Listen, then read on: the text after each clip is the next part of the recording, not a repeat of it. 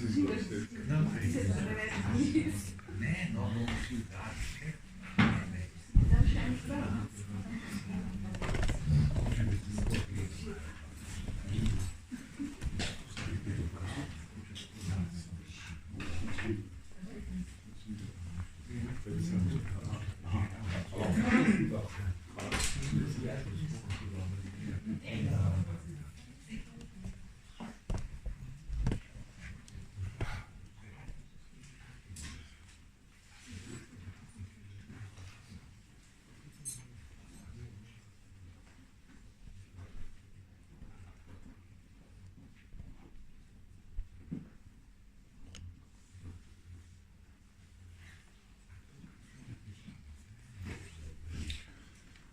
Jaz predlagam, da kar začnemo. Ne dvomim, da bo predstavitev zelo zanimiva, ne bi kratki časa.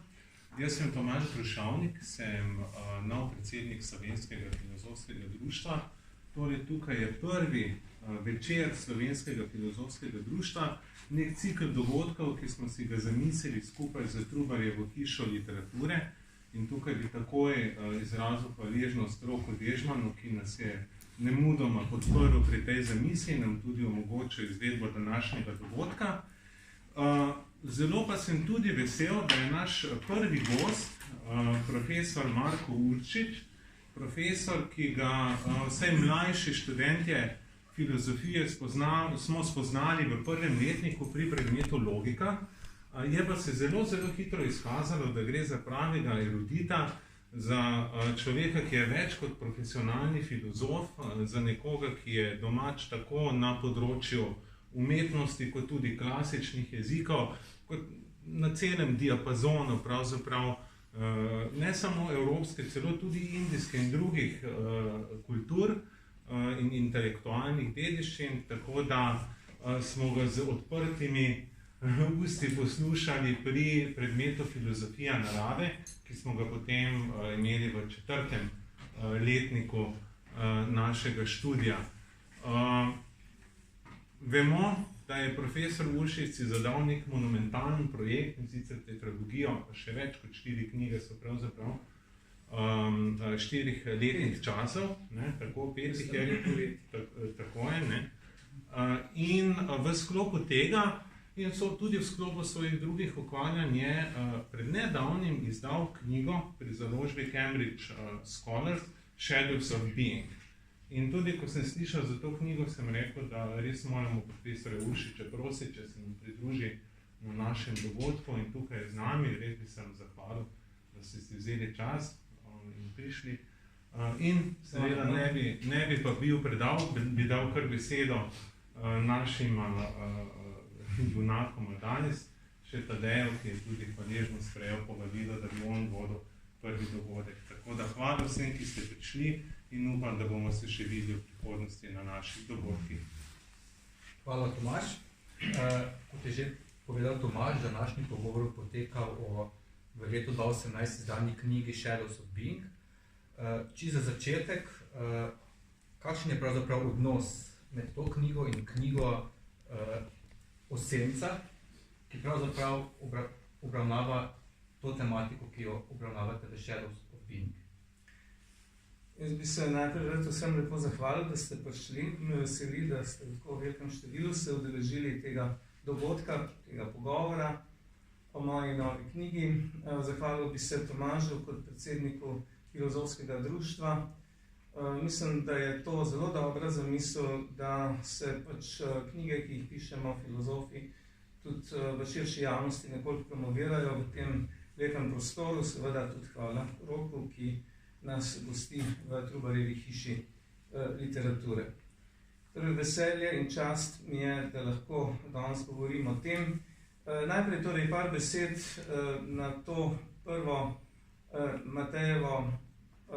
Tadejevo vprašanje, ki jaz sem si zamislil, govorila sva tudi o tem, da pravzaprav to ne bi bil da ne bo prav klasični intervju, ampak da bo neke vrste pogovor najn.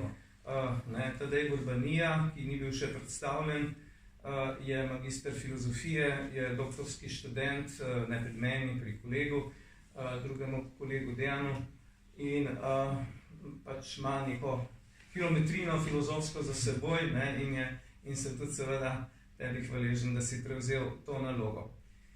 Torej, ti dve knjigi sta neposredno povezani.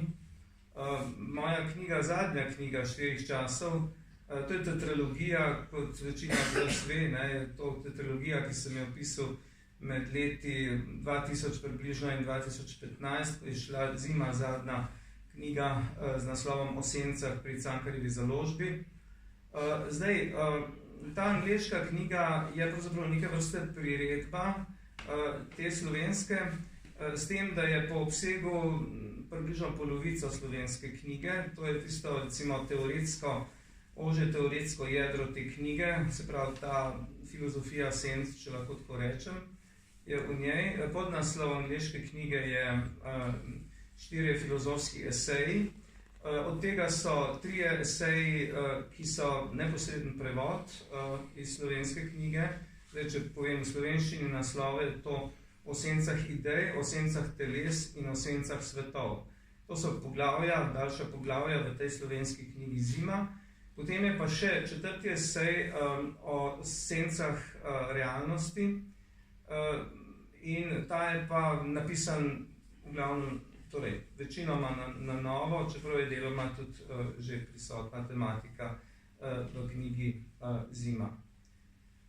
Založba me pred 2 letoma, me urednik pač povabil k sodelovanju. To gre tako, da pač predložiš nek proposal, kot se to reče, to je dolg formular, kjer navedeš, kaj pravzaprav naj bi bila ta knjiga, in potem je knjiga išla pred nedavnim. Obsega pa, kot rečeno, okrog 16 avtorskih pol, se pravi polovica slovenske knjige. No, to, da ne bom predolg okrog tega, in še to bi rekel, da v angleški knjigi, za razliko od slovenske, je nekaj fotografij, pravzaprav 30 slik je, v glavnem so fotografije, precej od tega je tudi mojih fotografij.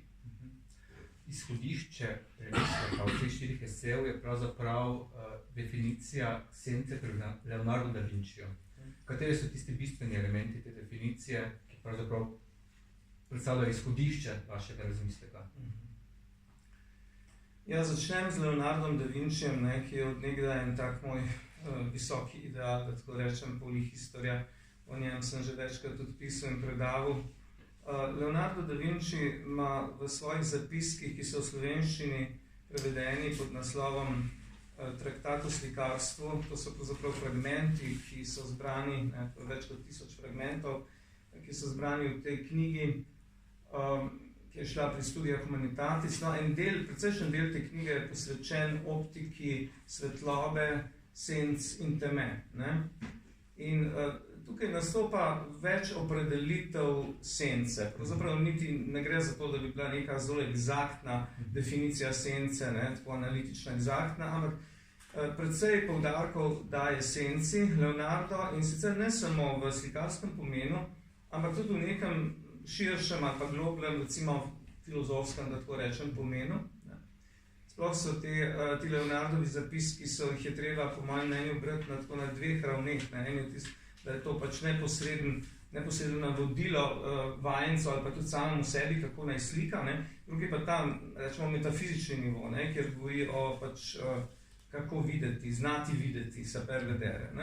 No, in med temi zapiski o senci sem tukaj izbral za začetek svoje angleške knjige Shadows of Being, izbral eno definicijo, ki daje v prvi plan dve opredelitvi sence. Prva je to, da je senca ošibitev svetlobe. Se pravi, da je ošibitev nečesa močnejšega.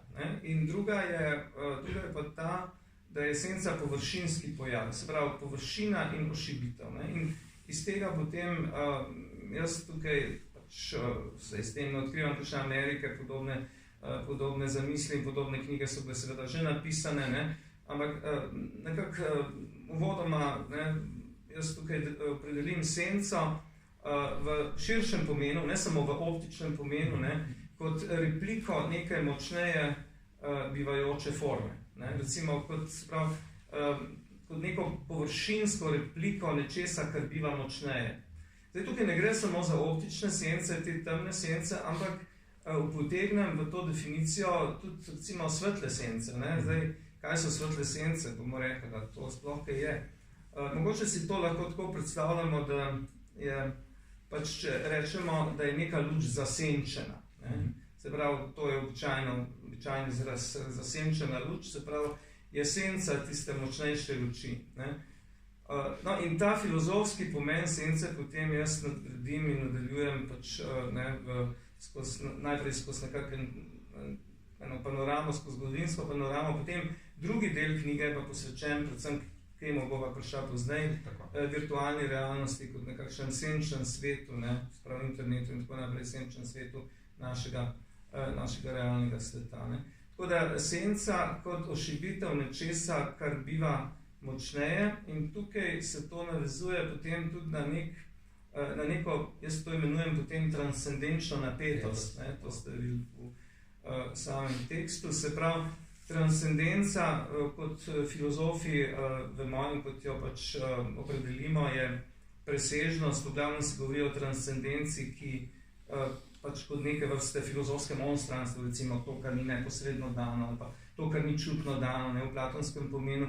Ampak seveda, sam pojem transcendence ni nujno, da pomeni nekaj, kar je onstran v smislu, ne, v 9 nebesih, ne, ampak neki direkten pomen tega pojma je, oziroma prevedek slovenski bi bil najboljši presežnost, preseganje. Ne, se pravi, gre za to, da recimo, če dam en konkreten primer, če imamo vrč pa senco vrča, ne, vrč po svoji resničnosti, po svojem ontološkem bivanju, po moči svojega bivanja nedvomno presega senco, ki jo meče. Ne? Se pravi, sence same ne bi bilo brez vrča. In tukaj med senco in vrčem recimo obstaja neka, kar jaz imenujem v tem kontekstu, ne, te razširitve tega koncepta sence, neka transcendenčna napetost. Ne? Se pravi, oziroma na senco, ne, jo vrč presega v njegovi realnosti. Ne? In to se potem da aplicirati na različna področja. Ne? Ker senca potem vendarle kaže ravno na vrč. Ja. Tukaj postavljate tudi neko zelo zanimivo analogijo, ki je prisotna tudi v Platonovi prispodobi votline, na katero se pravzaprav sklicujete skozi celotno knjigo. To je analogija med dostranskim in pa transcendenčnim. Ja. Lahko mogoče bolj natančno. Ja. No, v svojem recimo zdaj že nekaj desetletnem filozofskem razvoju pa na svoji poti, ne, ki pač je ena izmed mnogih poti, tudi mislim, da je kaj zelo posebnega ta pot, ampak pač je to moja pot, ne. Sem pač v zadnjih recimo 20 letih lahko rečem, da mi je nekaj najbližja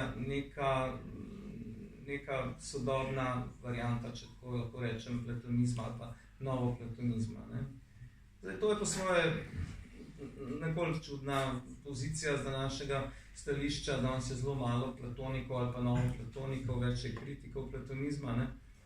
In znotraj tega, znotraj samega platonizma je ključna prispodoba, ki jo verjetno večina izmed nas pozna, ta znamenita prispodoba v votlini. Ne? Se pravi, sama prispodoba, mogoče samo v 3 stavkih, a je vseeno povemo, ne? Je to, ne, da so pač neki jetniki v votlini, ki vidijo pred seboj samo sence in mislijo, da so sence edini svet, ki obstaja, ne, da pač ne vidijo predmetov ne, in ognja v tej votlini, ki pač omogoča sploh te sence. Ne, ampak pa eden od njih se prebudi, ne, prebujeni, ne, recimo Buda tudi pomeni prebujeni, ne, v neki drugi kulturi. No, tukaj je to recimo Sokrat kot nek pač paradigmatski modrec se ozre, ne, in vidi, da pravzaprav sence niso edina in prava realnost, potem prava v smislu, da obstaja močnejša resničnost. Ne. To je tudi ena distinkcija, ki jo tukaj v angleščini je to seveda nemogoče, ampak v slovenščini imam eno distinkcijo med realnostjo in resničnostjo. Namreč, ni nujno, da vse, kar je realno, da je že hkrati tudi resnično. Realno je marsikaj, ne? Realno je, sence so gotovo realne v nekem smislu. Internet, ne, če zdaj pač spet malo preskočam, se bomo vrnili poznaj, je tudi neka naša realnost, ne? Ampak to ne pomeni, da je virtualna resničnost v pravem pomenu resničnost. Ne? No, kakorkoli že. Skratka, če vzamemo prispodobo v votlini, je to neko razmerje, ne? Ta modrec potem se napoti ven iz votline in pride v zunanji svet, ki ga obliva sonce, sončava, ne? Govorim sončna svetloba, in ugotovi, da pravzaprav to ni edini svet, ki je pod zemljo, ne? Ampak da je nek svet, ki biva močneje, ki je resničnejši od tistega sveta. Ne?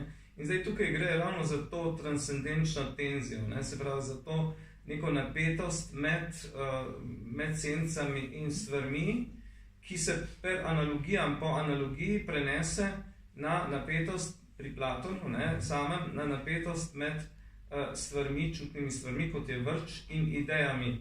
Ne? Recimo ideja vrča biva močneje po platonizmu kot sam predmet vrč.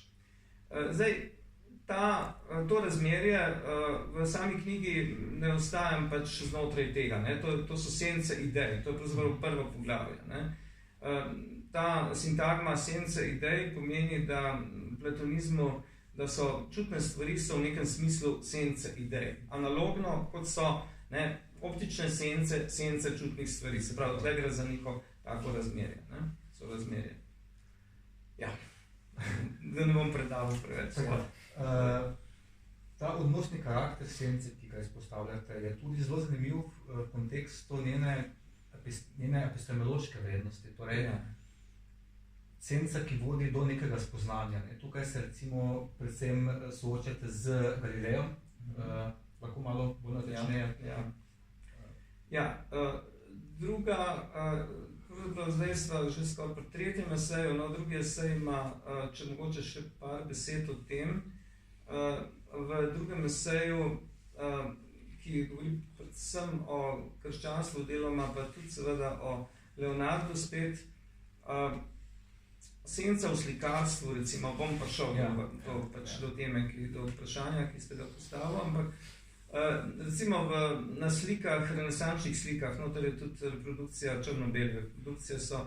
Mogoče tole bi malo zaokrožil, če hoče kdo pogledati, to se ne da kupiti direktno in prek založbe oziroma prek interneta zaenkrat, če so vzorci, ampak tako, da malo pogledate, da malo vidite. Zdaj, recimo zanimiva ena freska, ki je tukaj tudi noter navedena, od Luke Signorelija v katedrali v Orvietu, to je osrednja Italija, poslednja sodba, oziroma ustajenje mrtvih teles iz zemlje. Ne? In ta telesa, ki torej tukaj so tako okostnjaki, kot so pač že recimo po krščanskem nauku, recimo, da imajo že nova telesa, ne? Drugačna, nebeška in tako naprej, mečejo sence, ne, na sliki sami. Se pravi, te sence so neko zagotovilo, da je to resnični prizor, ne, da ne gre samo zgolj za neko fantazijo, ampak da je to resničen prizor. Zdaj, poznaj, ne, v tem tretjem eseju jaz govorim o poznejšem obdobju, predvsem zdaj, če gremo na Galileja, ne, ki ste ga omenil. Galileo Galilei je v pozni renesansi, oziroma renesansa je bila že malo mimo takrat, ne, v začetku 17. stoletja, je prvi opazoval nebesna telesa, nebo z enim dosti preprostim za današnje razmere teleskopom. Približno 30-krat je povečal, ampak to mu je omogočalo, da je prepoznal gore in doline na Luni, po sencah. Ne? Tukaj se jaz delno navezujem na eno imenitno knjigo italijanskega avtorja, ki pa piše v glavnem francoščini, Casatija, ki ima bolj poudarek v svoji knjigi, je tudi naslov Shadows, on tudi ni isti naslov, ampak zdaj taki se naslov v bibliografiji. No in ta epistemološki vidik, ne, kako je pravzaprav znanost, ki se je začela, novoveška znanost z Galilejem, kako je bilo pomembno prepoznati senco telesa. V tem primeru sence gora na Luni. Ker to se nam danes zdi teh kraterjev in teh dolin, ne? Ko je pač sonce kopsije, se najprej vidi senca. Ne? Pred tem, namreč pred odkritjem teleskopa, o tem niso vedeli nič. Ne? Se pravi, ker s prostim očesom mi vidimo te velika, tako imenovana morja, ne? Na Luni, ne? Ki niso morja, ampak so pač gladke, iz gladkih kamnin, ne? Velike puščave, recimo temu, ne vidimo pa posameznih gora. No, Galileju je to omogočalo, da je spoznal, da je Luna podobno nebesno telo kot Zemlja. Ne? To je bilo tisto ključno. Ne? Se pravi, da neko drugo nebesno telo, prej je bila Luna v predstavah ljudi kot neko eterično, ne? Telo, nekateri so spekulirali, da je pač iz neke prosojne snovi, ne? Ki zdaj iz aristotelske kozmologije je to naj bi bilo, da je pač že to tista meja z eterično snovjo, ne? Ker se začne supralunarni svet in podobno. Ne? No, Galilej je videl prek senc, ne, da so to hribi in da so to doline. In s tem se je vzpostavila neka simetrija med Zemljo in Luno. Ne? V tem tudi v enem razdelku tle, oziroma v enem poglavju pišem to medsebojno odsevanje dveh svetov. To je bilo nam zelo pomembno, ne? Ker če je Luna pač iz take snovi kot Zemlja, ne? Potem ni samo Luna, ampak gremo naprej. Potem je verjetno tudi Jupiter, pa Venera in tako naprej. S tem se je začela neka ta sodobna astronomija. Ne? Če se Luna vrti okrog nekega telesa in če je Zemlja podobna Lune, potem se tudi Zemlja lahko vrti okrog drugega telesa. In to je seveda Galileja pripeljalo v nek konflikt z inkvizicijo. Z inkvizicijo. Seveda je to bil en močen argument za heliocentrizem, ne? Posredno sicer, ampak to je bila ena od odločilnih obtožb. Predvsem v drugem procesu je bilo težko Galileju. To je bilo 1632, ne? To je bil drugi že njegov inkvizicijski proces. V prvem 20 let prej so ga tako opomnili. Potem v tem drugem se je pa komi rešil Grmave, ne? S tem, da je tista znamenita zgodba, pač, da naj bi se odrekel nauko, ampak to je zapisano, da se je, ampak naj bi rekel pri izhodu Epur-Simove, namreč Zemlja se le vrti okrog in vendar se vrti okrog Sonca. Ne. Prav, sence so imele tle neko pomembno epistemološko, znanstveno epistemološko, se pravi spoznavno vlogo. Ne. In tukaj je zanimiv neka navezava, nek preskok, ki spet recimo neki stoletji vmes, ne. En od sodobnih avtorjev se spomnite tega pasusa, oxfordski fizik, David Deutsch. David Deutsch je eden od pomembnih še živečih, mislim, da je mlajši od mene, oxfordski fizik, ki tudi nastopa dosti na YouTube in tako naprej, ga lahko brez težav najdete. In on je en od najbolj gorečih zastopnikov teorije multiverzuma, kar pomeni, da obstaja poleg našega vesolja, da obstaja mnogo vzporednih vesolj, ki niso drugje v nekem smislu. Ne? To izhaja iz kvantne teorije, to so spekulacije v zvezi z interpretacijo, kaj se zgodi s imenovano valovno funkcijo, Schrödingerjevo valovno funkcijo, pod imenovanim kolapsom in tako naprej, ne bi šli zdaj v te fizikalne podrobnosti, ampak tu je neka teorija multiverzuma. In ta Deutsch, David Deutsch, on pravi, ravno sence delcev, recimo elektronov, fotonov in podobno iz drugih svetov so tako rekoč odgovorne oziroma so vzrok za nenavadno obnašanje recimo delcev v našem svetu. Tu so te znameniti eksperimenti z režami, ki so različne variante teh eksperimentov z režami, ko se pač neke delce spušča skozi dve reži in delce obnaša oboje kot delc in kot val, kar je čudno, kako gre lahko delc skozi dve reži hkrati in podobno.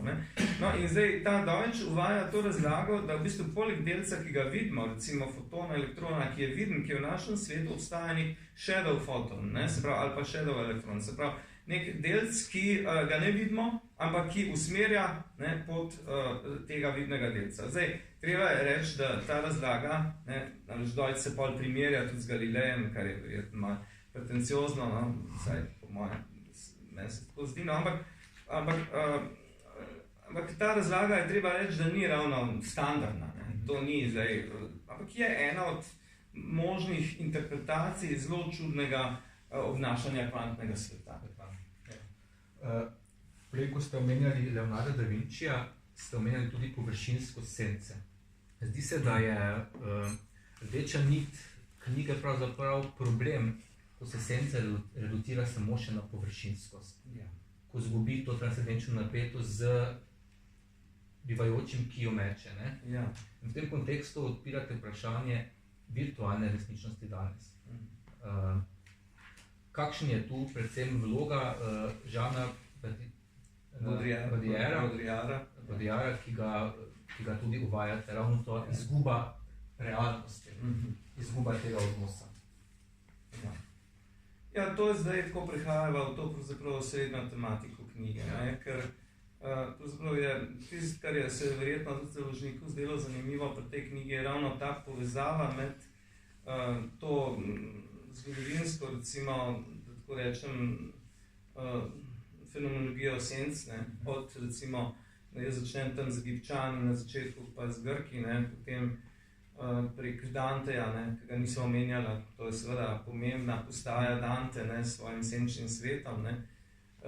Pa še razni drugi so vmes, ne? Ampak zdaj te glavne te postaje, potem kot sva rekla, Galilej, ne? Pa še prej Leonardo in tako naprej, ne? In potem v tem drugem delu knjige, se pravi četrti esej, ki je najdaljši, Shadows of Reality, ne? Se pravi sence realnosti, pa to se pa nanaša čisto striktno na sodobno tematiko, ne? Se pravi na recimo temu neke vrste izgubo realnosti, ne? Ali pa nevarnost izgube realnosti. Jaz nikjer ne mislim, da smo že izgubili realnost, ne? Ampak tukaj se navezujem na francoskega teoretika Žana Baudrillarda, ne?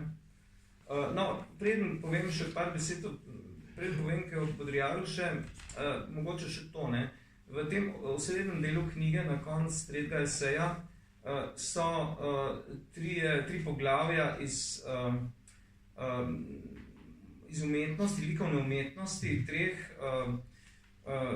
treh velikih seveda ustvarjalcev iz 20. stoletja, Marcela Duchampa in francoskega, ne, slikarja in umetnika, de Chirica, Giorgio de Chirico, ki je izrazito pač sence uporabljal kot del svoje metafizične mizanscene, če tako rečem, in potem Andyja Warhola.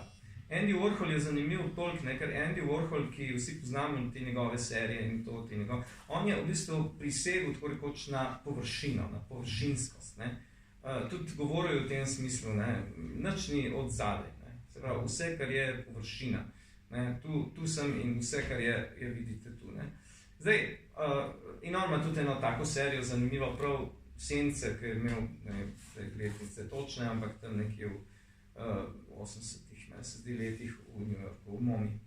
No, tudi on, ne, potem nariše svoj avtoportret Senco, ne, in se vidi ta transcendenčna napetost Sence se tako rekoč vidi na njegovi lastni sliki, ki naj bi bila izrazito samo površina, ne.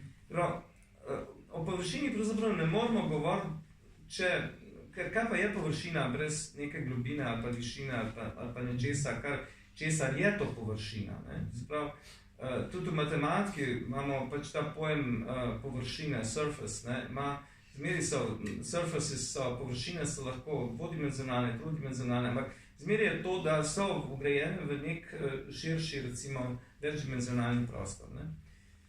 No, Jean Baudrillard, ne, znameniti teoretik, sociolog, antropolog, že tudi umrli, ki je imel svoj vrh, recimo, popularnosti in ustvarjanja nekje v 90-ih letih, zdaj že minulega stoletja.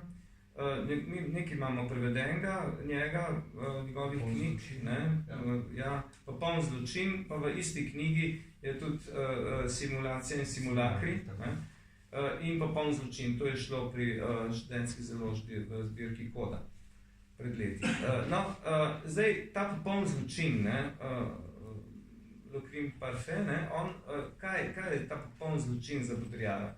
Popoln zločin bi bil, bi bil popoln izbris razlike, ne, temu, kar jaz govorim, recimo transcendenčna napetost, razlike med realnostjo in virtualnostjo, oziroma med tistim, kar je, ne, in on to imenuje hiperrealnost. Ne. Se pravi, hiperrealnost je neka realnost, ki bi presegla to nasprotje med videzom in recimo resničnostjo, ne, med virtualnostjo in realnostjo, ne, ker zdaj, če imamo mi, recimo, če imamo nek virtualen svet, če gremo recimo v tridimenzionalen kino, tamle v Kolosej, ne, potem jasno, da vemo, da je to virtualno, ne, da to ni, ampak recimo Baudrillard tukaj razmišlja o razvoju našega celotnega pojmovanja resničnosti, ne, se pravi, gre v zadnji za ontološko vprašanje. Ontologija, kot vemo, ne, je neka v bistvu temeljna filozofska disciplina, kaj biva, ne, kaj je tisto, kar resnično biva. Ne.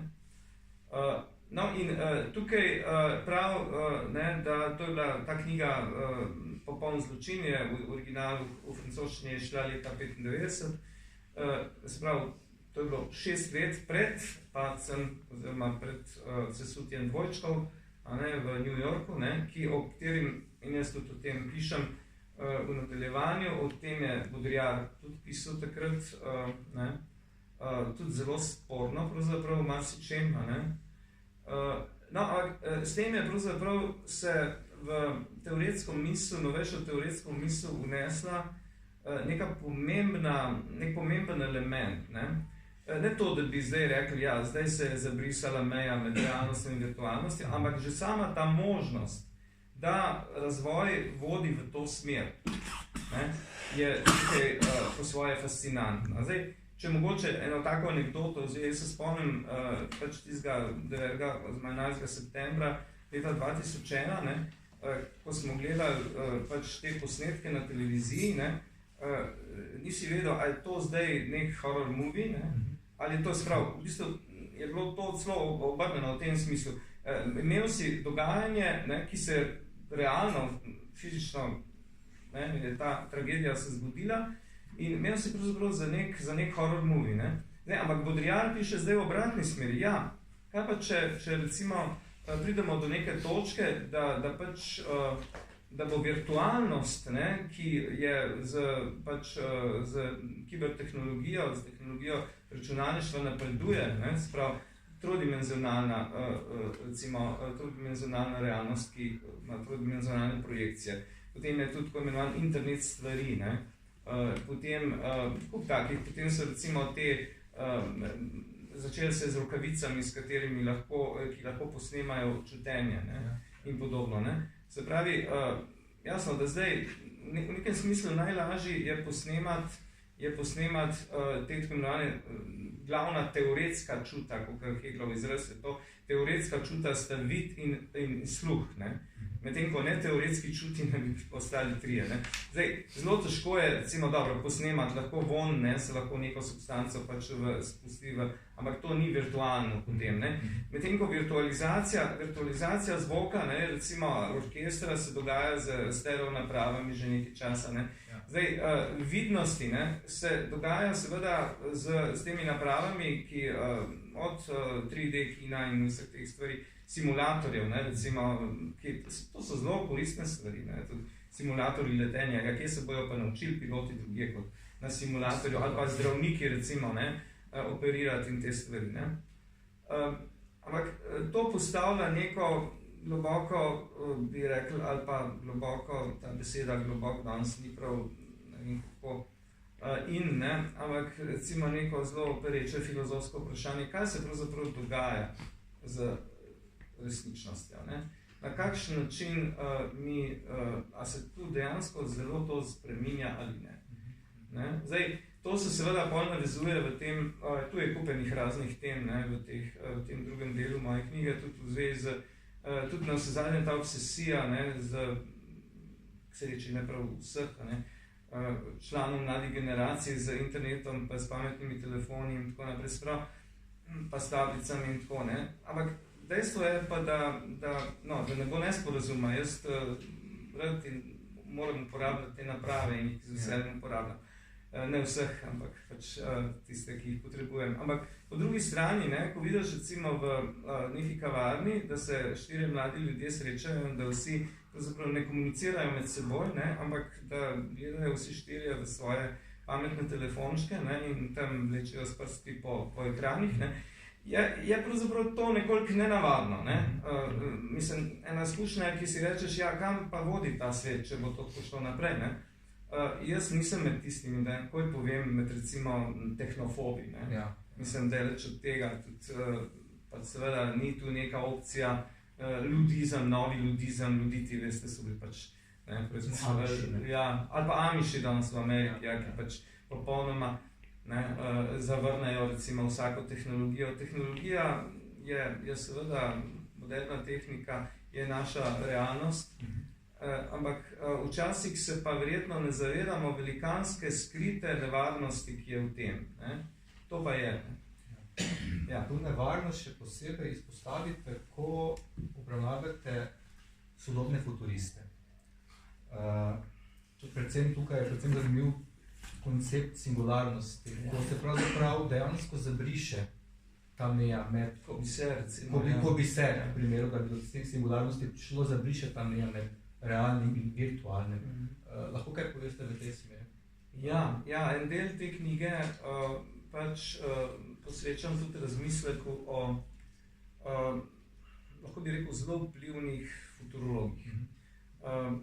Med njimi je najbolj znan verjetno Ray Kurzweil, ameriški, bi lahko rekli neke vrste računalniški genij, ki ima ogromno raznih še živeči in ogromno raznih patentov in tako naprej, ima ne vem koliko doktoratov po raznih univerzah ameriških. Je sodeloval z MIT-em, ne vem, s kom še vse, z Googlom in vse. In tudi nastopa, recimo, vse to je znana figura, znana oseba in tudi na YouTube ga lahko večkrat vidite. Zdaj, ta Ray Kurzweil je napisal eno knjigo, ki ni prevedena, ampak je lahko dostopna na internetu z naslovom Singularity is the singularity, ne, z veliko is near. Spravi, singularnost je blizu. Zdaj, ta pojem singularnosti, on in ti drugi, ki o tem pišejo, se seveda ni edini, je bil že pred njim Vernor Vinge, pa so za njim tudi drugi. No, ampak najbolj znan je on prav, prišlo bo do neke singularnosti v naslednjem pač sorazmerno kratkem obdobju, ne, v tem stoletju, recimo. Ta singularnost, kaj naj bi bila? Ne? Sam izraz singularnost je povzet iz matematike, oziroma iz fizike. Ne? Neka funkcija ima singularnost v tisti točki, kjer ni definirana. Ne? Recimo ena lomljeno z x ima singularnost v točki nič, kjer pač bezglavna skončnost graf. Ne? Potem v fiziki je singularnost pač sredica črne luknje, ne? In podobno.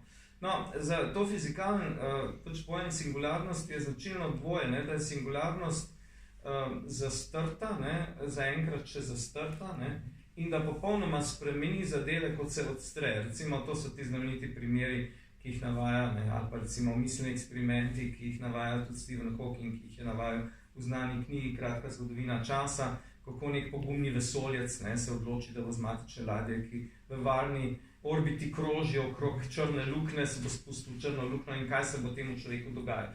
No, najprej je pač ta, dokler še ne pride, to vemo tudi iz teh znanstveno-fantastičnih filmov, ne, ki jih je predvsem na to temo, preden ne pride do horizonta dogodkov, ne, do te meje, ne, odkoder ni povratka, ne, pravzaprav nič ne ve, kaj je noter. Ne, ampak seveda noter bi potem bi srečal svoj konc, ne, tale Stephen Hawking je to nekako hudomušno rekel, bi ga kmalu gravitacija raztegnila v špaget, ne, in podobno. No, ampak zdaj, kakšen zvezo ima to z našo temo, pa s tem Rayem Kurzweilom, pa z futuristi?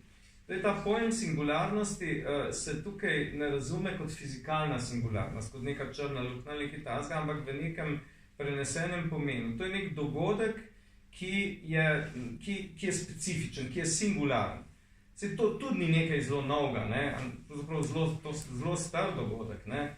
Kaj je singularnost, recimo v judovsko-krščanski Bibliji, ne, singularnosti jih je več. Ne. Prva je gotovo stvarjenje sveta, ne? Potem je prihod Božjega Sina Kristusa, je neka singularnost, ne?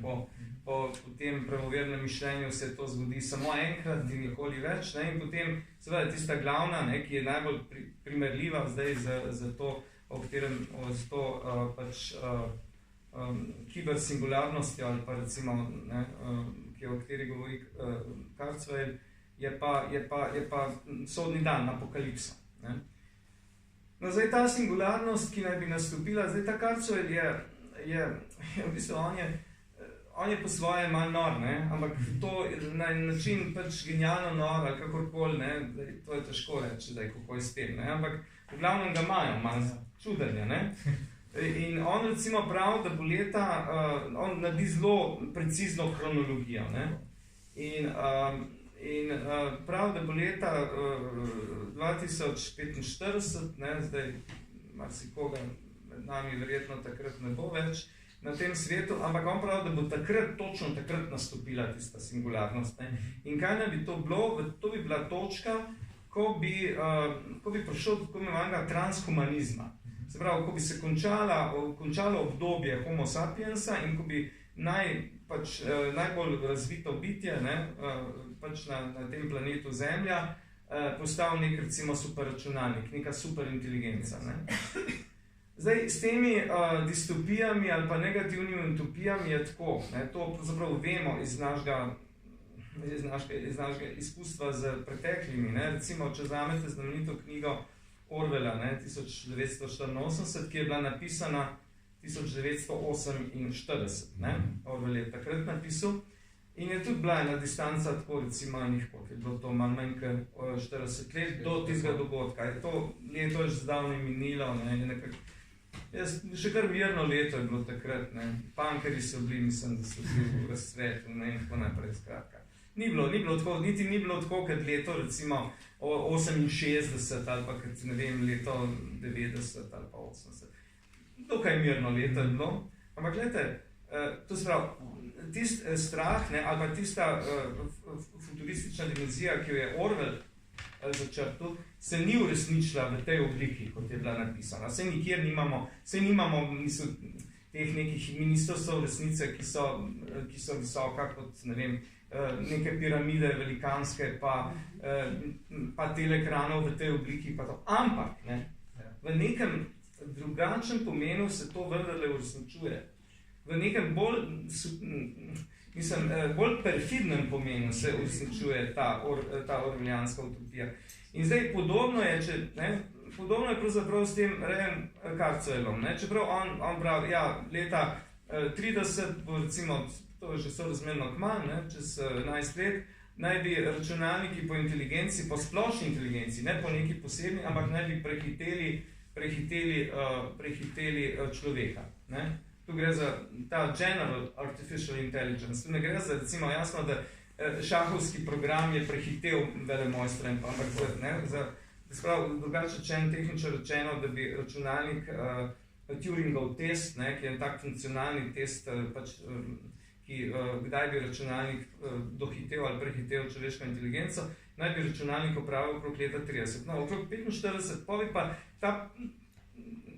ta razvoj šel zelo, zelo rapidno naprej. Ne?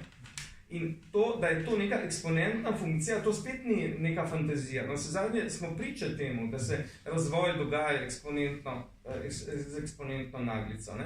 Zdaj, ne da bi zdaj strašili ali kakorkoli, ampak, ne, tle imate potem ljudi, zelo pametne ljudi, kot je recimo spet filozof iz Oxforda Nick Bostrom, ne, kot je recimo fizik iz MIT-a Max Tegmark, zelo znani in ugledni ljudje in tako naprej, ki ustanavljajo inštitute na to temo, ne, recimo, ki na temo vprašanja, kaj pravzaprav narediti.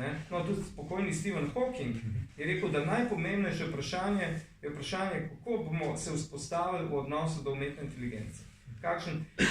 Tukaj imate danes cele time, ne, ki se ukvarjajo kot varnostni inženirji umetne inteligence. Ne? Recimo, en od teh je Jan Polski, ne, ki je pač en Američan ruskega porekla. No, hočem reči, ne, zdaj, se upravičujem, če sem bil predolg, potem sem se moral malo ozadja povedati tega, ne.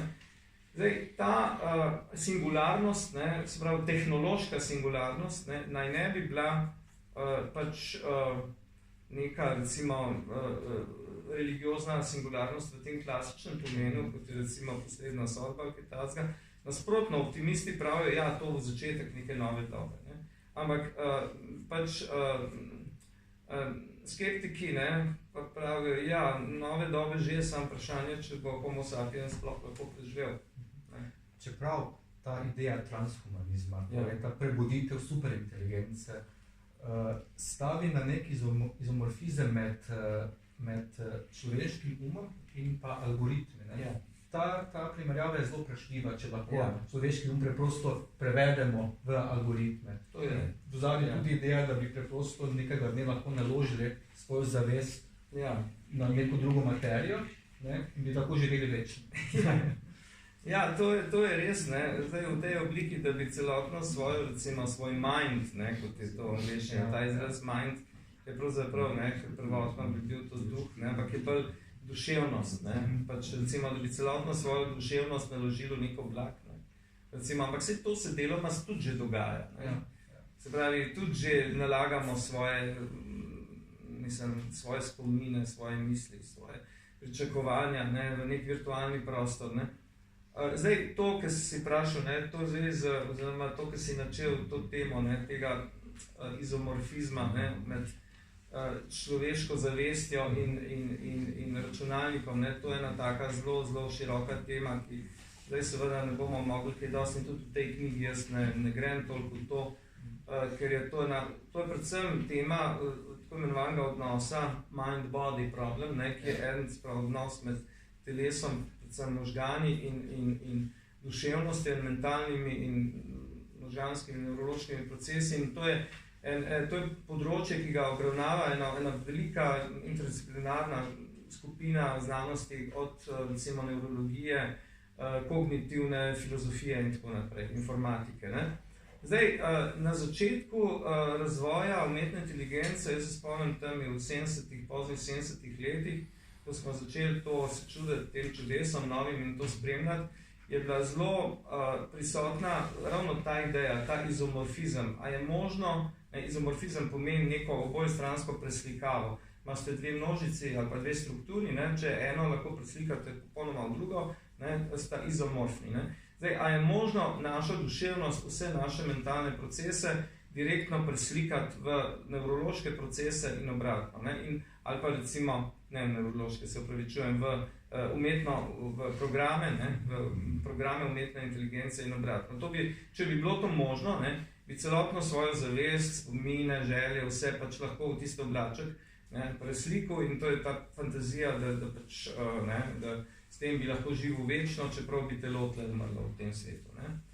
No, zdaj, ta direktni izomorfizem, to po moji presoji je to zdaj nekoliko v zatonu, ta misel. Se pravi, da bi na tak način delali umetnega človeka kot nekega, recimo, umetno inteligenco v smislu nekega Frankensteina, ne, recimo, ki bi bil, no, ampak ne bi bil tako grozen, ne, sem, kot je bil tam, ne, kar ne bi še. Dobro, ampak ne, to je malo zatonu, bolj gre za nekaj drugega, ne, ali je možno, danes gre za vprašanje, ali je možno vse naše, recimo, mentalne, perceptivne funkcije in tako naprej v nekem drugem mediju pač emulacijo narediti, se pravi, ne direktno preslikavo, ampak to, da bi pač, da je neka umetna inteligenca, da bi nastala, ki bi bila lahko zelo drugačna od človeške. Saj tle je tudi v bistvu ta strah, ne, kaj pa, če bi ta umetna inteligenca, če bo, ne, recimo ta superinteligenca, kot se zdaj imenuje, ne, o tem se tudi piše knjige, Superintelligence je bestseller od tega znanega oxfordskega filozofa Nika Bostroma. Kaj pa, če bo totalno tuja, ne? Se pravi, tuja, ne v smislu, da bi bila hudobna, ne? Mislim, to je že tako, ne? Tudi, če bi bila tuja, bi bilo dosti hudo. Če bi se odločala sama, ali pa odločalo, ali kakorkoli, ne?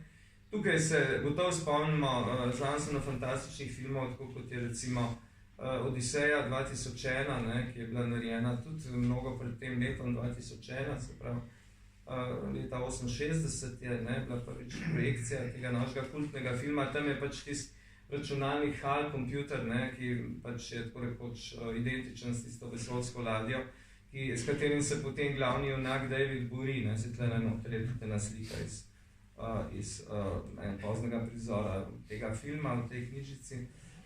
No, tam je bil pravzaprav tudi tisti računalnik, ne moremo reči, da je on iz hudobije ubil tiste ljudi tam, ampak enostavno je presodil, da HAL kompjuter je presodil, da so ljudje neka motnja v izpolnitvi njihove naloge, te misije. Zdaj, o tem govoriti, v eni diskusiji lani sem o podobnih stvareh govoril na eni konferenčici v Splitu, in potem en od prisotnih je rekel, pa vse to meni pravzaprav sploh ni problem. To, kar vi pravite, to so neki strahovi, ki pravzaprav... Do neke mere se lahko sicer strinjam z njim, ampak samo do neke mere. Res, da ne smemo v tem videti zdaj neko realno pot naprej, ampak vsekakor pa neko svarilo gotovo, ki vodi k razmisleku. Se pravi, kot rečeno prej, te distopije se niso uresničile tako, kot so bile zamišljene, ampak so vse drugače.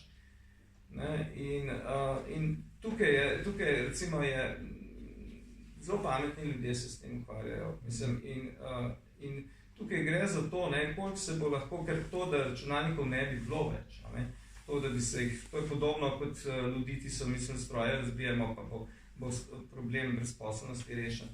Tako se zgodovina ne vrti. Računalniki so, tako kot je penicilin tukaj, tako kot je vse ogromno dobrih stvari. In zdaj gre za to, na kakšen način vzpostaviti sploh to neko, recimo, temu vsaj znosno sožitje, če ne celo zelo dobro sožitje med računalnikom in človekom. Zdaj, nevarnost, mogoče pa jaz vidim tako realno gledano, največjo nevarnost ne v samih računalnikih, ampak v povezavi zlih človeških namer za računalniki. Zdaj, to je to, kar je recimo dejansko zdaj največja nevarnost, se pravi ta strašna orožja, ki lahko z računalniki nastanejo. Se pravi, uporaba tehnologije v politične uporaba in v politične namene. Se pravi, ta povezava z totalitarnimi sistemi, to je zdaj tisto, kar je najhujše. Ampak hkrati pa to ne pomeni, da računalniki sami v prihodnosti se ne bi mogli odločati. A veste, ker tukaj do ene distinkcije prihaja zadnje čase. Včasih je bilo tako, recimo v tej zgodnem obdobju razmisleku o umetni inteligenci, je bilo tako, da nekako pri umetni inteligenci ne bi volja bila direktno povezana s samozavedanjem. Kar pri človeku je, ker če nekaj hočeš, potem se nekako zavedaš tistega, kar hočeš. Zdaj, ni nujno, da je to res, ker spet volja ni, zdaj odvisno kako definiraš voljo, ampak zdaj se predvsem diskutira o tem, ali je lahko umetna inteligenca nek samostojen agens. Zdaj, to ne pomeni, da se on zaveda, da se odloči za nekaj. Ampak ali je lahko samostojen agens, analogno bi lahko rekli, kot so dinozauri lahko bili, včasih samostojni. Recimo, da bi dinozaure obudili za neko genetsko tehnologijo in da bi tle bil pač nek realen Jura Park. Zdaj, seveda bi se mogli soočiti s tem, a oni so neki samostojni agensi, čeprav se ne zavedajo tega, da delajo zlo ali kakorkoli. In zakaj je ta problem postal zdaj zadnje čase? In tu so tudi knjige, ki se o tem pišejo. To je ravno v zadnjih 3 letih, se pravi v tem času, ki je minil od moje slovenske do angleške knjige, zato sem to angleško potem tudi pač vključil. Ker, gledajte, recimo, ena taka točka razmisleka je tale AlphaZero pa AlphaGo. To so programi za šah, ki so premagali tako največje velemojstre v šahu, tam je bil pač Kasparov takrat, in v Go, Li Sedol je bil premagan in tako. Zdaj, kaj se dogaja? Nevronske mreže, ki so osnova teh računalnikov, omogočajo učenje. In se pravi, računalnik lahko spreminja svoj lasten program. Se pravi, v bistvu z učenjem spreminja samega sebe. Zdaj, tukaj se postavlja vprašanje, do katere točke to lahko gre. a gre lahko do tega, da spremeni svoj tisti bazični program, ali ne? Ker tam bi se postavil vprašanje. Tako, ker nam bi lahko torej programirali te računalnike, da bi delovali našo korist, ampak samo čisto seveda potem zadeva popolnoma spremeni, lahko torej preraste te osnovne. Se tudi recimo pravijo, da se računalniki, da se zmenijo na svetovnih borzah zadnjih nekaj sekund pred zaprtjem borz, da se med sabo zmenijo o glavnih transakcijah. To je nekaj popolnoma grozljivega. Jasno, da imajo neke programe, ki so neka navodila, neke programe, ki jim dajo ljudje, ampak da smo odvisni od tega, da se neki super računalniki v svetovnih borzah zmenijo med seboj v tistih par sekundah pred polnočjo, ko se zapre borza formalno. Mislim, to so stvari, ki res dajo misliti. Pa ne, da bi zdaj človek bil plat zvona, ampak prihodnost ni samo problem, ker to je vse povezano, in okolje, in socialne razlike, in večanje ravno moči med najbogatejšimi in najrevnejšimi, in tehnologija, to so zelo povezane stvari. In včasih se tukaj premalo o tehnologiji zavedamo teh nevarnosti, ki so. Ta ideja transhumanizma, ko ste jo prej načeli, torej ideja je nekako, ali ta transhumanizem pravzaprav postaja neka sekularna religija danes, to je polaganje upov v tehnologijo. Tako se včasih v religijo postaja to onostranstvo pravzaprav tehnološko onostranstvo. Ja, to je zanimivo, to tudi imamo dve poglavje v tej knjigi o tej online transcendence, se pravi o online religiji, o tem se tudi precej piše. Tu imate dva tipa tega. Eno je ta, recimo, da je religija, s tem se res ne bi prav strinjal, ampak stari Marx je rekel, da je opis za ljudstvo. V tej obliki, recimo Second Life, in podobno je gotov opis za ljudstvo. Namreč obstaja en portal Second Life, zdaj že več kot 10 let, ki ima več kot 1 milijon rezidentov, se pravi stalnih uporabnikov, v katerega lahko tudi vstopiš in se malo sprehodiš in pogledaš in tako naprej. Second Life, drugo življenje. In to je tako drugo življenje, si kupiš hišo na Havajih in tako naprej. To je en tip, te online transcendence. Drug tip je pa ta apokaliptičen. To je pa ena knjiga, na katero se zdaj navezujem od enega antropologa, pa tudi teologa Robert Geraci, ki je profesor v New Yorku, ki pa povezuje to z neko sekularno varianto apokalipse. Ker tudi to so, najdete na internetu, jaz sicer tega nisem kaj dosti iskal in tudi me to ne zanima, ampak sem bral o tem, da so neke, tako kot so recimo, kot so Jehovci svoj čas na Šmarno goro oblekali čolne, da so zdaj skupine na internetu, ki se pripravljajo za to, da bojo odpluli v virtualni svet, ker bo konc tega našega sveta zaradi tega drugega razloga. Tako da to so nenavadne stvari. Eno še, mogoče se je verjetno zdaj, ura se izteka, ampak mogoče bi tle še omenil, ker bi želel, da še kaj potem se pogovorimo, mogoče malo odpremo pol okn, pa da bo malo zraka prišlo, pa se pogovorimo še kaj, bi mi bilo zelo ljubo, če bi kaj sodelovali pri pogovoru, vi. Ena od takih stvari je to, da v zvezi s to pričakovanjem konca sveta in tega, ki je to ta milenarizem, je stara stvar, se to ni.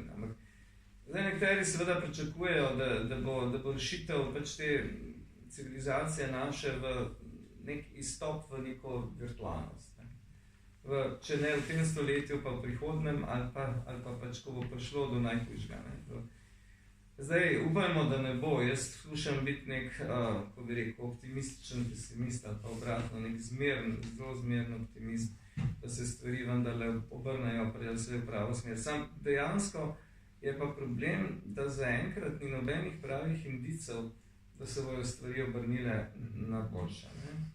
ker recimo tudi glede pač varstva okolja, glede neoliberalizma in tako naprej. Jaz zelo dvomim, da recimo to vrstna gibanja, kot smo jih zdaj priče, da imajo nek dolg zagon, no.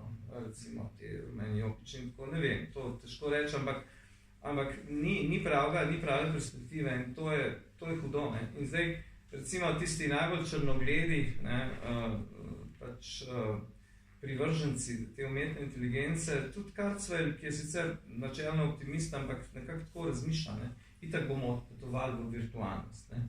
Tudi po smrti, ne, on tam, mislim, obstaja eno podjetje Alcor, ne, v Ameriki, sem bral, da je v Švici, ne, ker te hibernirajo trupla, ne, ki naj bi jih potem znova prebudili v življenje, ko bo tehnologija toliko pač razvita, ne, da bojo bodisi lahko tako rekoč večno živeli, ne, ali pa, da jih bojo takrat lahko njihovo zavest v nek virtualni oblaček preselili, ne. To so precej grozljive stvari in tudi vprašanje je, ne, zakaj, ne, to je tudi eno vprašanje, ki ga jaz zdaj postavljam. Zakaj človek hoče pravzaprav individualno nesmrtnost? V čem?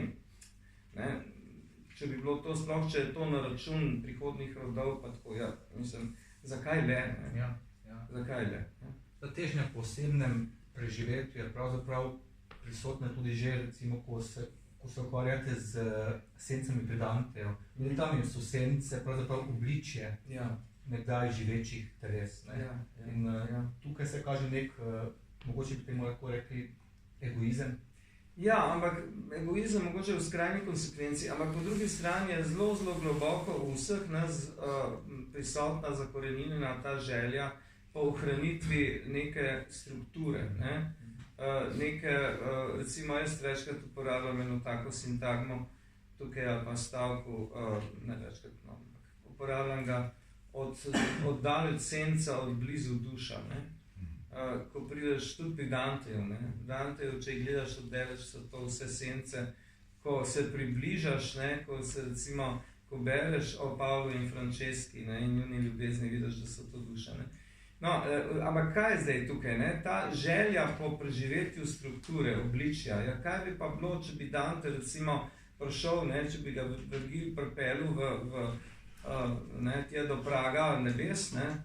Ga je peljal gor po vicah še gore, ne? Polja ni smel naprej. In če bi prišla tam Beatrice, pa jo on ne bi prepoznal, recimo, da ne bi imela njenega obličja, se to ne bi bilo potem vredno vsega tega potovanja, ne? Se pravi, to je zelo globoko zakorenjena naša želja, po vsem našem, mislim, ne, tudi pri vsaki fotografiji, ko fotografiramo pač sebe, svoje drage, momente, ki jih imamo radi in tako naprej, ta želja po neminevanju, ne, po preživetju nečesa, ne.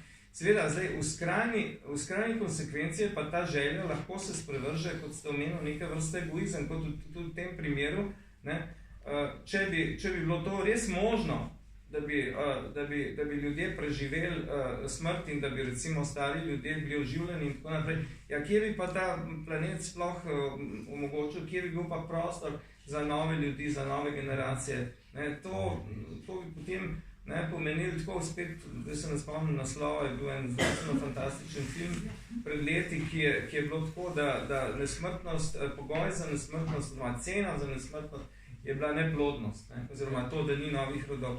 Ja, pa to je totalno noro, ne? Mislim, zakaj le, ne? Zakaj le? Tako da tukaj je kupenih vprašanj in to niso premočrtni odgovori, ker po en stran vemo, ne, da ravno ta ohranitev, želja po ohranitvi neke strukture, neke duševne vsebine, to je od davnih časov, to je mumificiranje trupel pri recimo Egipčanih, je bilo nekaj podobno. Tako nekako, ne? Ja. Zdaj pa bomo še dali kar možnost, če ima kdo kakšno vprašanje. A lahko jaz malo odprem? Ja, ti še tega zdaj. Ker je predvsej toplo, predvsej vroče. Vse je meni, no? Tako. Prosim. Tu sva. Vaša sva.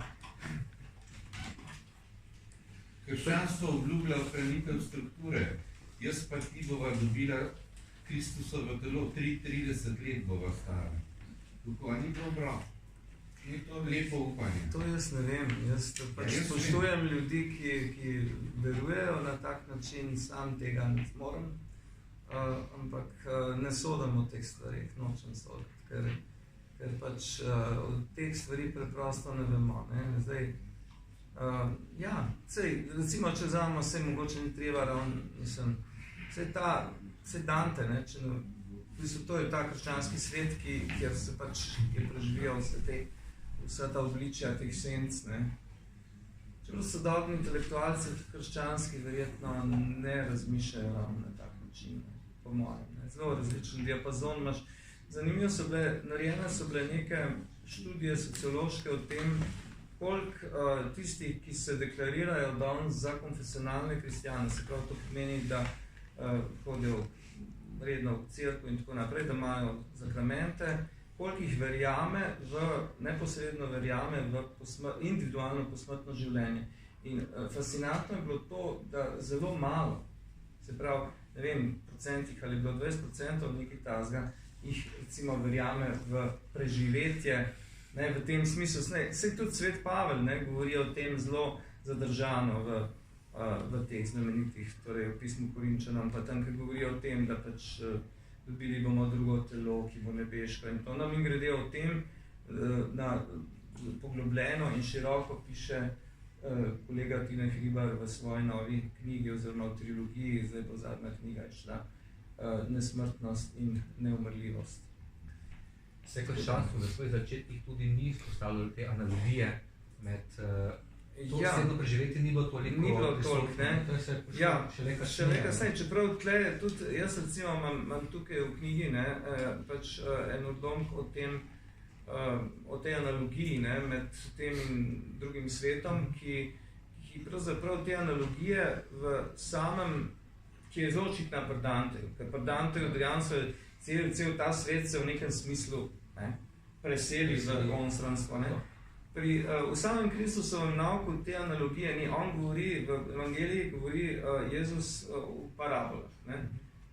Nebeško kraljestvo je kakor zrno in tako naprej. Sprav ni tega slikanja nebeškega kraljestva, razen čist na koncu, v razodetju, v apokalipsi, ker imate pa po tistem divjanju, bitke med angeli in demoni, imate potem to vizijo Novega Jeruzalema, kjer je pač nekaj teh detaljev, recimo, tega nebeškega mesta, ampak medtem, ko v srednjem veku se pa seveda ta imaginarij se vrne v neki analogiji.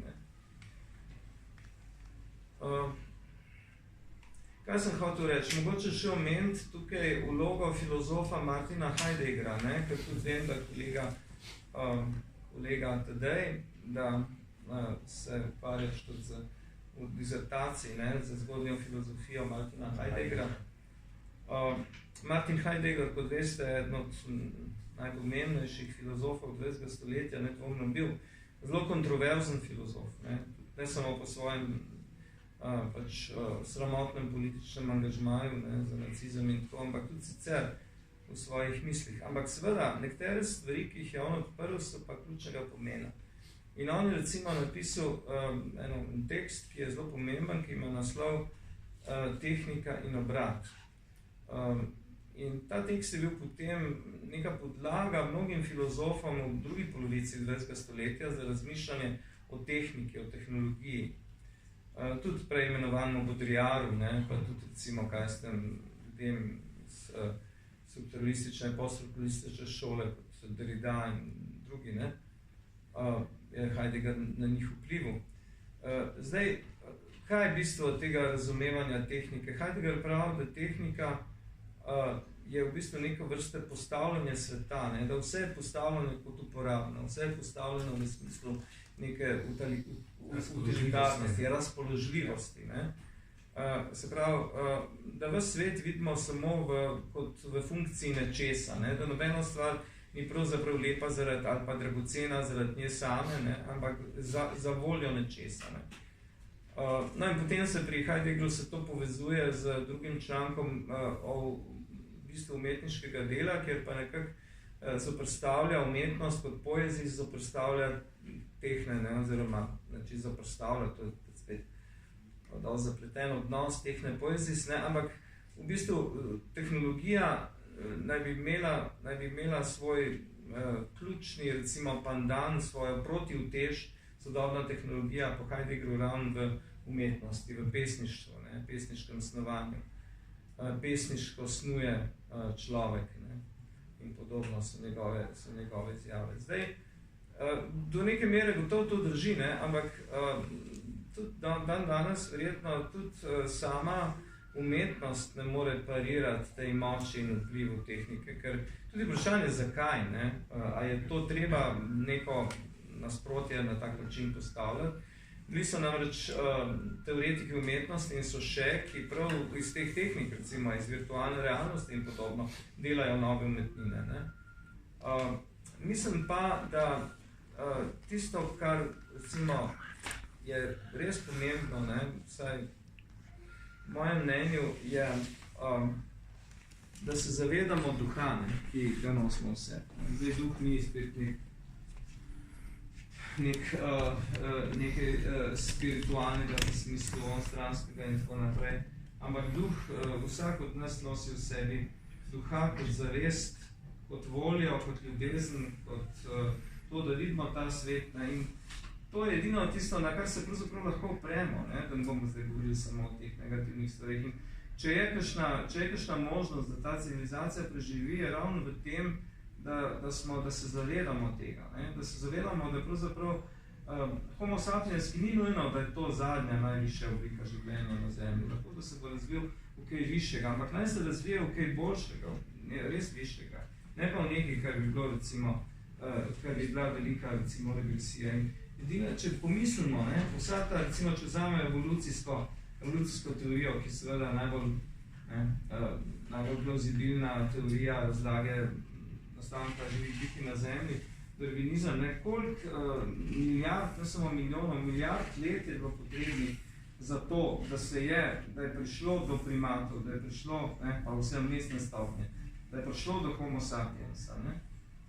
In zdaj, to, da imamo zavest, ne? To, da pač imamo neko, recimo, jaz včasih tudi uporabljam besedo človečnost, mindfulness, čeprav je to tudi, žal že tudi zrabljena beseda, postala v našem svetu, ampak to, da se zavedamo, da smo, da smo tukaj, pa tudi če ne vemo, kaj bo potem z nami po smrti, saj zelo verjetno ugašne tako zavest kot telo, ampak so pa druge zavesti, ki pridejo za nami. In to, sprav, ta bakla, ki se kot neka štafeta daje iz roda v rod, in ki to je tisto, za kar je treba pravzaprav skrbeti in biti recimo pozoren v svojem življenju. Sej, posameznik seveda zelo malo lahko tukaj naredi, ampak vsak lahko nekaj naredi.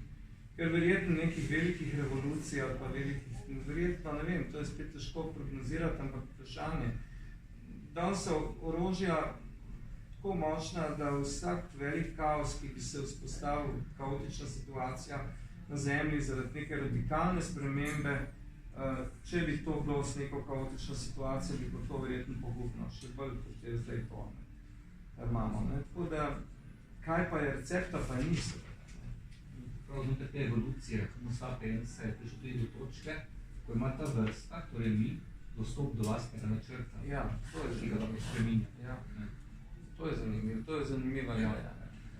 Se pravi, to je ravno ta, tudi ena od definicij transhumanizma. Da transhumanizem se začne na tisti točki evolucije, hvala, da si me na to spomnil in nas vse, ker recimo pred človekom naj bi, to je tudi ena taka razdelitev na ta obdobja evolucije, da recimo pred človeško zavestjo, ko ni bilo zavestnega učenja pri raznih nekaterih najvišje razvitih bitih, je pač, ki je samo poskusi napake in tako je pač neko nižje razvito bitje, ne more pač vplivati na svoj software, če govorimo o tem računalniškem žargonu.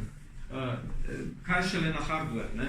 Medtem ko zdaj pa prihaja do nekega obdobja, ne? Zdaj človeška zgodovina je vpliv na software, ne? Se pravi jezik, vse to učenje, zgodovinski spomin. Zdaj, v obdobju transhumanizma, če se to gleda zdaj z optimističnimi očmi, ne, je pa prvič možnost, da Homo sapiens vpliva tudi na svoj hardware, se pravi na samo možgansko strukturo, ampak seveda to nosi spet v sebi velike nevarnosti manipulacij, ne, in tako naprej. Se pravi, neke eugenike, neke karkoli, ne, se pravi, kiborgizacije, ne, sveta, da nekaj v smislu pravzaprav smo že na pragu tega, da smo skoraj da mali kiborčki. Ne. Lejte, če vzamete recimo te razvoje računalnikov, ne, najprej, se spomnim še časa, ko je bil edini računalnik v Ljubljani, to je bilo tam v 70-ih ali letih, tisti računalniški center, ki je bil velik za celo hišo, ne, ki pa ima tako moč kot recimo zdaj en telefonček, ne, imel ali pa en laptop. Ne. Potem so postajali škatle manjše, smo imeli PC-je, smo imeli laptope, zdaj so pač pametni telefoni in tako. Zdaj, seveda, če tako, ni treba biti ne vem kako luciden, da rečeš, ja, naslednja stopnja bo pač ta, ne, da bo to nekako, da bodo ti čipi pametni prišli pod kožo, ne. Zakaj bi imel zmeri ta strah, da bom zgubil telefonček, da bo zazvonil, ja, nisem ga ugasnil, pa ni zazvonil, hvala Bogu, ampak da ga bom zgubil, ne. Če pa lahko bi bil tle noter, ne. Tako da tukaj se z virtualnostjo, z virtualno realnostjo v tem širšem smislu, z razvojem računalnikov se je res zgodilo nekaj neverjetnega. Ne. In tako, lahko da bo to vodilo v neko svetlejšo prihodnost, celo to je možno, ne, da bo pač če se ljudje segrevanja planeta, ne, pa te ekološke zadeve, škoda se bomo ljudje sploh kaj izmenili. Ampak, ker je tudi vprašanje, kdaj, ne bo že prepozno takrat, ne bo že takrat, ker bo res ljudje se zavedali tega, da je treba pač nekaj narediti, ne bo že katastrofa takrat že tako rekoč preblizu. Zdaj, tehnologi ali pa tehnokrati bi rekli, pa dajmo prepustiti vso stvar računalnikov, mogoče so pa pametnejši od nas, kar se tega tiče, pa bodo oni vodili to, ne. Pa vendar je problem, ko še zmeraj upravljaš. Ja. No, mogoče, če še kdo bi zelo z veseljem slišal še kakšno vaše mnenje, povej, Andrej. Mene pa zanima ena posebna virtualnost, ki danes dobro pravimo, denar. Kakša? Denar. Denar, ja. Denar je že sam po sebi virtualnost. Ja. Virtualnost ima realne učinke. To je prva virtualnost, ki jo človek vzumil. Ja.